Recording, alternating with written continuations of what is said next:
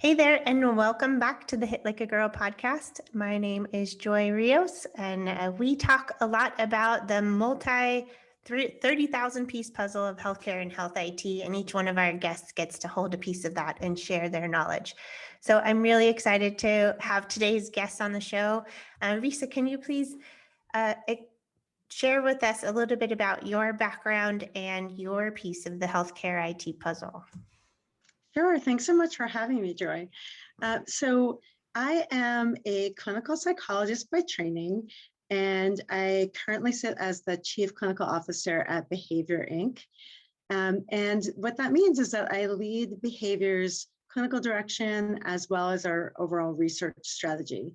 So I get to design the clinical content of our interventions and then go out and collect the data to make sure that what we're doing actually makes an impact and is effective for our patients. So that's my main role and seat right now. It's been this really amazing piece for me in terms of like where I sit in the landscape, in that I have devoted really my whole career to trying to get proven, effective mental health and behavioral health interventions to the people who need them.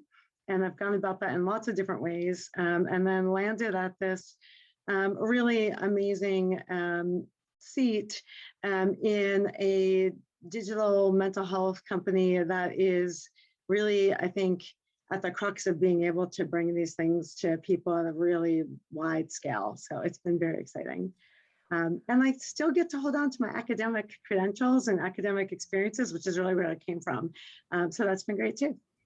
It seems like changing behavior is one of the most difficult things to try to get people to do.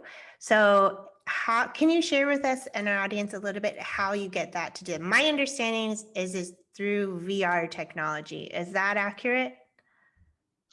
So the VR technology is really our delivery platform to a large degree. And what we're delivering is cognitive behavioral and acceptance and commitment-based therapies, which have been proven effective in real life therapy, outside of VR. And VR becomes the platform for delivering these interventions that we know can effectively change people's behavior when they're delivered, by a psychotherapist or, a mental health professional more in real life. But I think the VR platform not only increases access to individuals, because we know how hard it is to find a mental health specialist right now, but also brings with it this increased power, I think, to change behavior just through the medium itself, because it's really fun to engage with VR. It's incredibly immersive.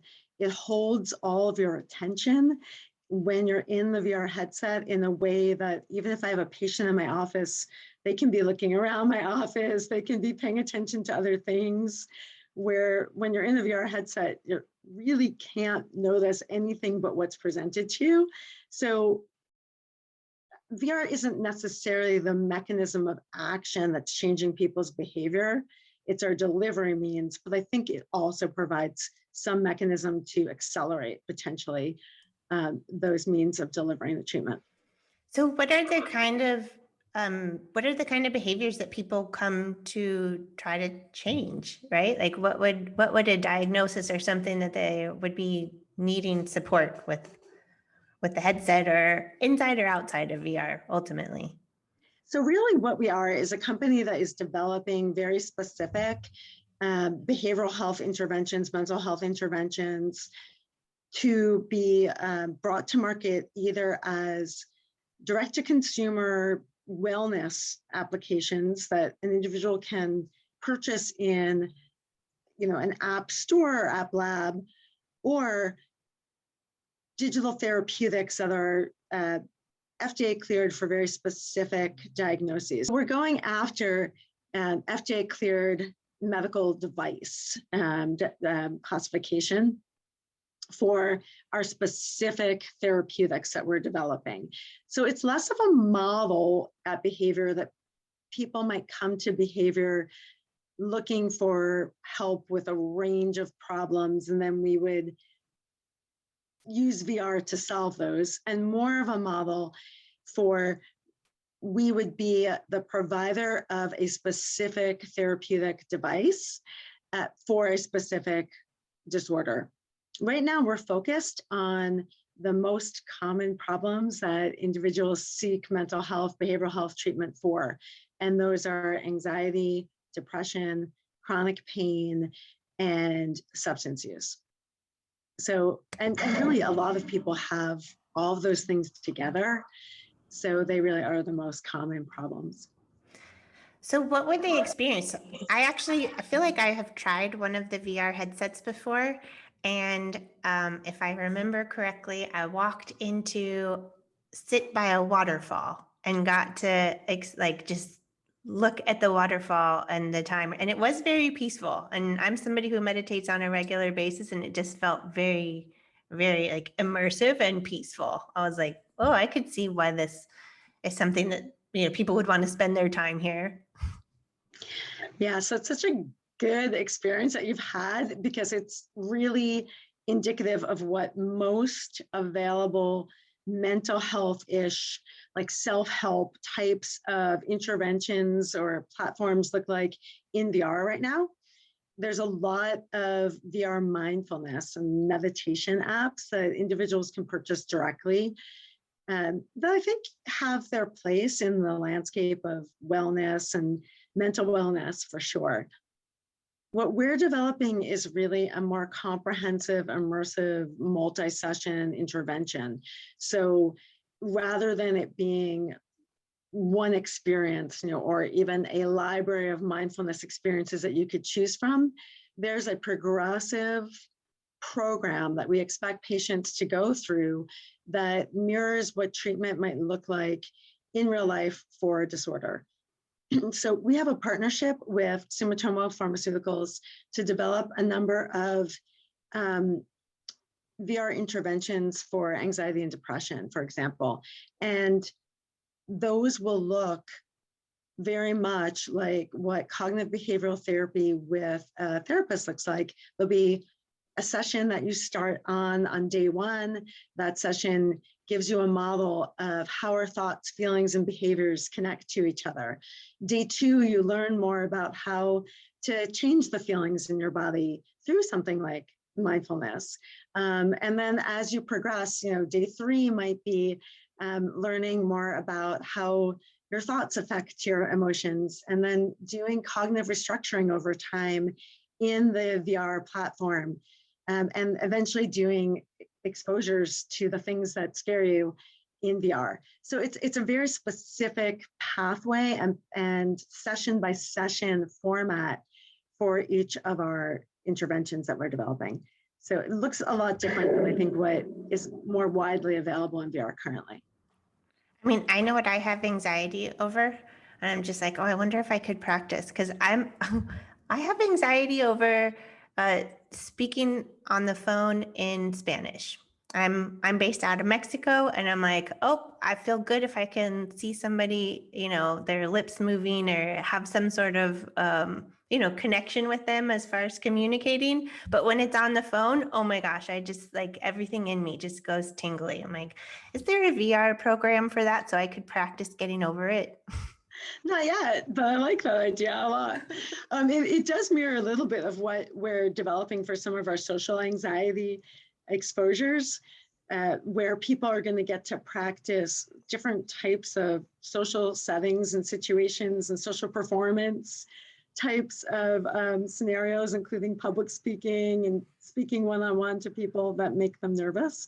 You know, when we do exposure therapy in real life, some of it is relatively easy to do in real life. So I always think of examples of people who are, you know, children who are afraid of dogs, for example. It's not super difficult to get a pet store or someone to let you have a kid play with a puppy for a little while and then eventually bring a larger dog into your office.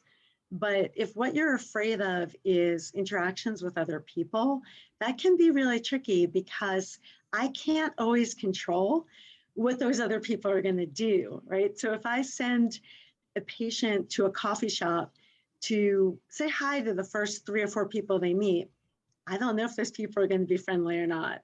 I can't make it, this is your least scary, this is your puppy, because you're going to say hi to those people and they're going to be super friendly to you. And then your big Doberman pincher is going to be those people who are rude, because I don't know when you go to the coffee shop what those people are going to look like and be like to you. But in VR, we create videos of these social experiences so we can really control just how difficult and easy they are over time. So yeah, maybe at one point we can make them speaking to people in other languages.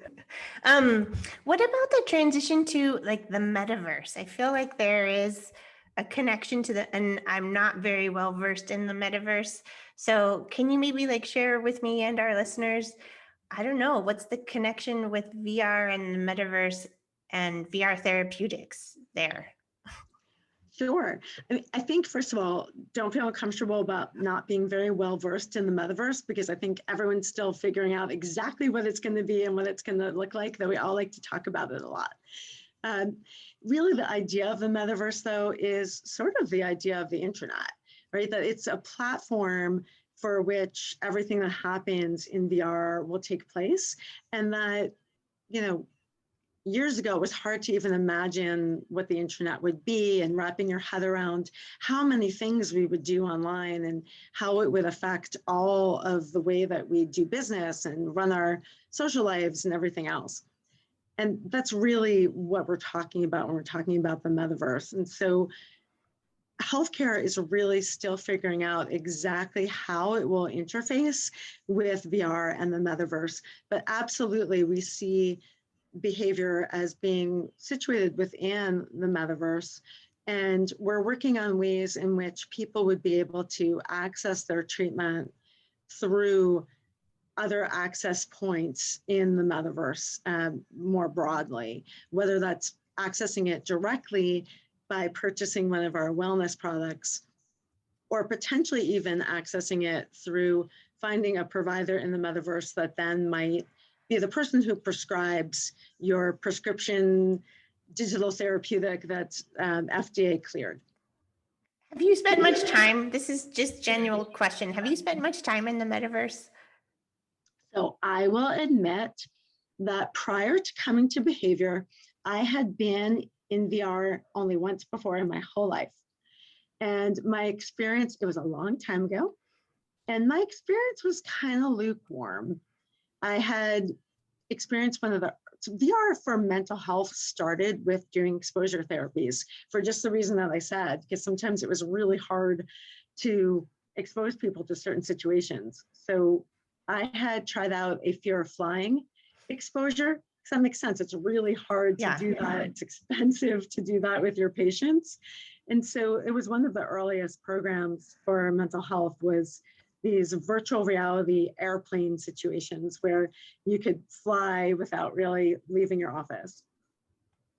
And this was a long time ago. This was in the 1990s. And it wasn't all that close to reality. And I was underwhelmed by the experience. So I loved the idea when BehaVR was first pitched to me of VR as a way to increase access. But I needed to see what VR looked like again to really be sold. And wow, we've come a long way. It's amazing right now. I'm spending more and more time in the metaverse now as time goes on, using it more for my own, for exercise and fitness and meditation. And I just bought my dad, who's in his 80s, his first headset for Father's Day this year. And he's traveling to places he never got to go in his life and kind of checking things off his bucket list in VR, which is just really amazing. That's actually really neat. I used to. Google Maps is similar in the sense that like, oh, I want to go visit Cinque Terre in Italy, and I've never had a chance to do that. So let me like go to Google Maps and take that hike, right? But I can only imagine in VR where you probably feel like you're truly there. Yeah, it's an incredible application of VR for sure. Well, so can we shift gears and talk a little bit more about you? Is that okay? Of course. I would like Who to know. doesn't like talking about themselves? Can you tell me? Well, one thing I'd like to know is if somebody wanted your job, what path would they take? Like, how would you advise them to be in a leadership role the way that you found where you found yourself? It's a great question. Which one I've been getting a fair amount. I think there's eventually there's going to be a clearer path for mental health and other health professionals within industry that will be more broad as more and more digital health companies spring up, and we've certainly seen an influx of them over the past few years. Currently, I think for most people the path is really more through leadership outside of industry, especially in mental health, and then making your way into industry over time. And that was definitely what my path was. So I started my career as a research professor at Brown. My research was really focused on exactly the same thing I'm doing now, on how do we bring effective treatments to people who need them. And I did most of that through NIDA and NIMH-funded research in mostly primary care settings. So a lot of my work was how do we develop more implementable, scalable cognitive behavioral interventions that could be deployed in primary care settings, since that's where most people get their care. And that gave me a lot of the key experiences and expertise that I bring to behavior now, both in terms of the clinical experience in CBT and in acceptance and commitment therapies, the experience in treatment development and making those treatments shorter, more accessible, easier for people to wrap their heads around and understand the components of, and then also the research experience to be able to test out their effectiveness. But it didn't necessarily put me on the radar, I think, as a leader. I ran my own lab, but there's lots of people who do that. I was offered the position about 7 years ago at the VA Boston healthcare system. And that came about in part through some of the clinical training leadership I had done while I had my research professorship at Brown. I was running a postdoctoral fellowship program there, mostly working with other individuals who wanted to be academic researchers, and wound up doing a fair amount of training. And I moved into a position at VA Boston where I was running the internship training program there for psychologists. And it's one of the largest ones in the country, as well as serving as the assistant chief of psychology there. So I was able to really get some of my leadership experience and credit, and street cred for that under my belt through my experience there.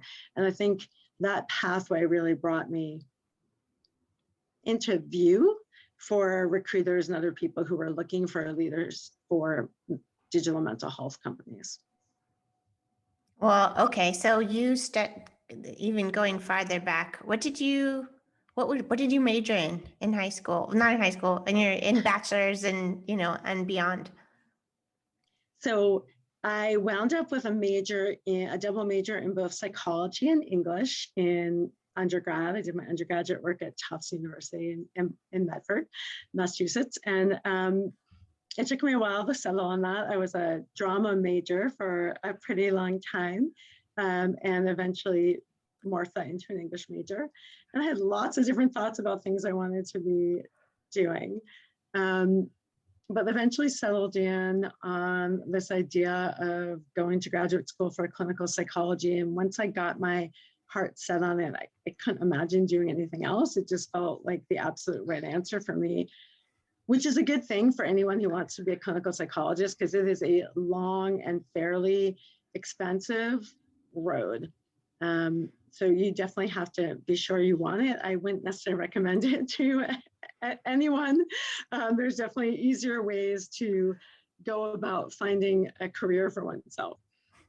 But I did my graduate training at University of Albany, and that work, I was fortunate to train with Dr. David Barlow, who is probably one of the top names in cognitive behavioral therapy in the world. And really got amazing training in how to not only deliver cognitive behavioral therapies, but how to test them and how to really do those things hand in hand in this clinician scientist viewpoint that led me very easily into a research career. And that's I love kind of it. long-term how I wound up here. No, I love it. So, I mean, I was also an English major, and I also thought that I was going to be a psych major, but I took my first psychology class and was like, nope, this isn't for me. I knew right away that it wasn't the path that I wanted. So I feel you. It sounds like you have to have a passion for it to really take that road on.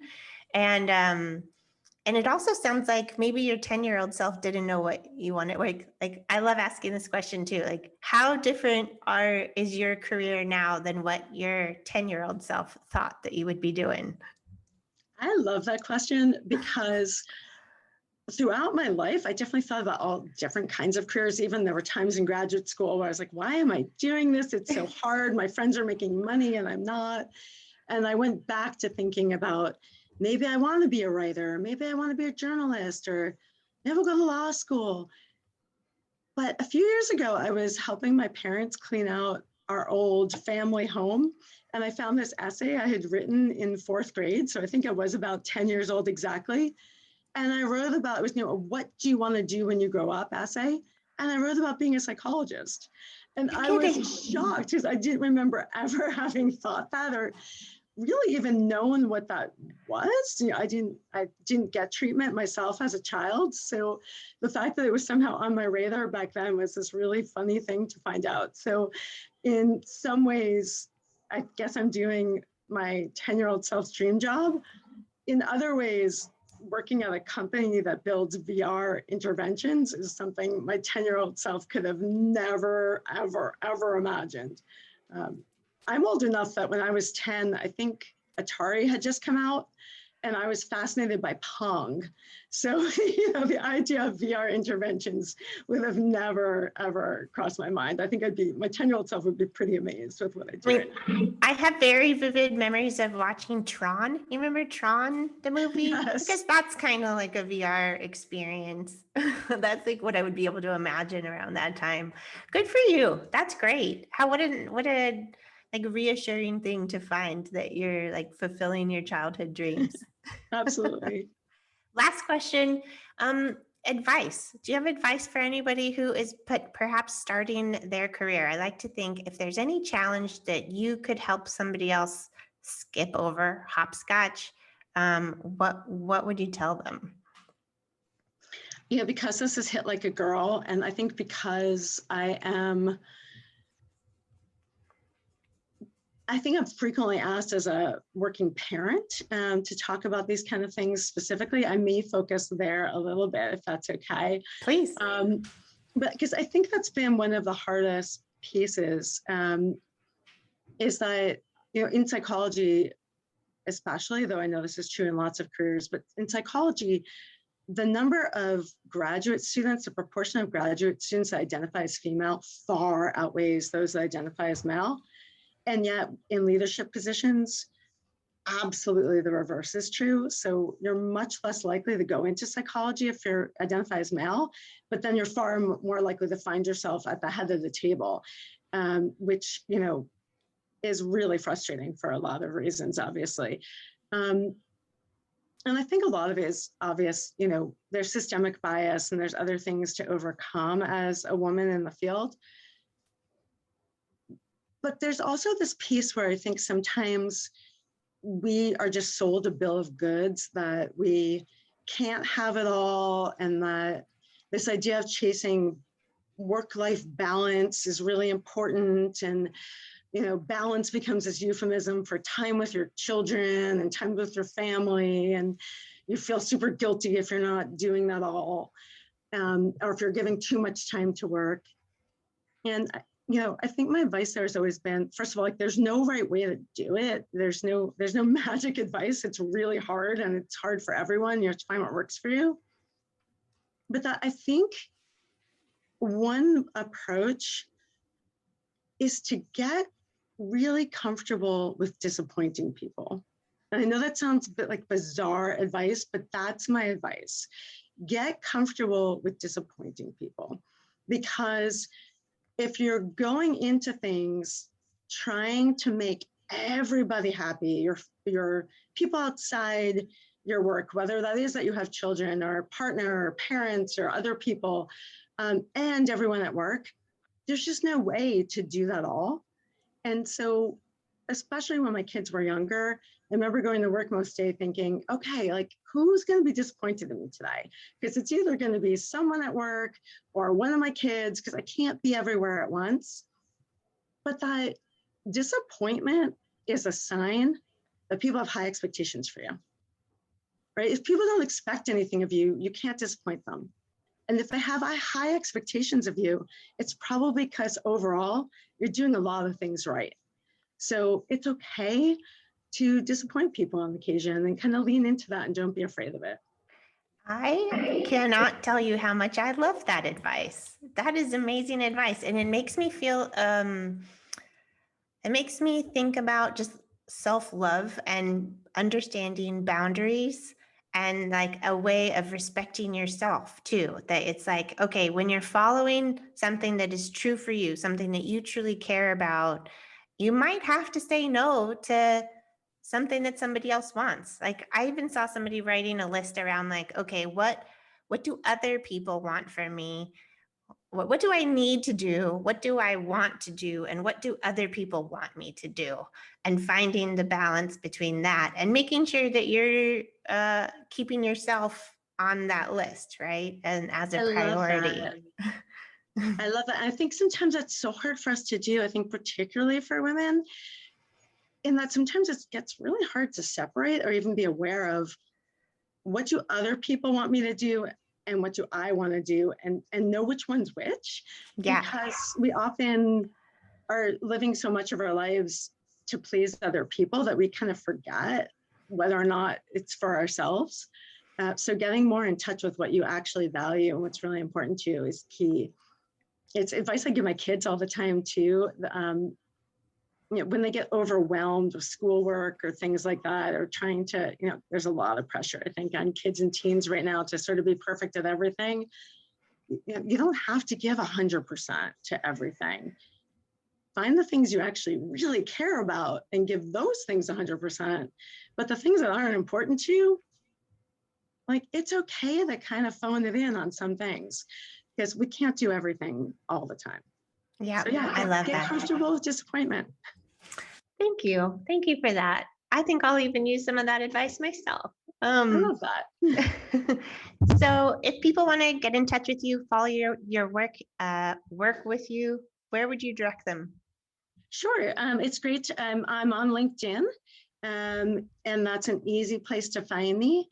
I'm just Risa Weisberg, Ph.D. If you look in LinkedIn, you can find me there. And also on Twitter, I'm at Dr. Weisberg. On Twitter is an easy place to find me as well. You can also find me through the BehaVR.com website. There's a ability to reach out and contact any of us at BehaVR there. And we're BehaVR.com. I love it. I love the play on words there. It's good. Me too. It's great. Well, thank you so much for your time today. It's been really a pleasure to get to know you. Thanks, Troy. This has been a lot of fun. I appreciate it.